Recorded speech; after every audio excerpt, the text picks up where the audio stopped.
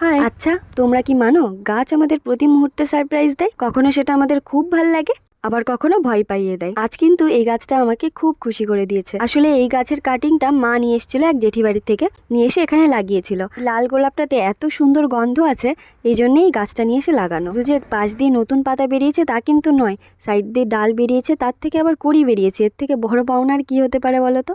তো এটারই আজকে আমি পরিচর্যা করছি। আজকে আমি দেবো গাছের একটা খাবার, তো সেই জন্যই গাছের গোড়াটা ভালো করে খুঁড়ে নিলাম। এবার কি খাবার দেবো সেটাও তোমাদের সঙ্গে শেয়ার করছি। তো এখানে রয়েছে এক সপ্তাহের খোল ভেজানো জল, এটাই আমি এখন এই গাছটাতে আর বাকি সমস্ত গাছগুলোতে দিয়ে দেবো। গাছটার সাইডে আর একটা গোলাপ গাছ করেছি, ওই গাছটাতেও একটু দিয়ে দিতে হবে। এটা কিন্তু আমি কাটিং থেকে বসাইনি, এটা ডিরেক্ট ডাল পুঁতে দিয়েছিলাম। ভেবেছিলাম হয়তো হবে না, কিন্তু বেশ সুন্দর হয়েছে। দাঁড়াও তোমাদের আর একটা ফুল গাছ দেখাই, যেটা একেবারেই অযত্নে বেড়ে উঠেছে। এই গাছটা বহুদিন আগে আমি লাগিয়েছিলাম, প্রায় 3-4 বছর আগে।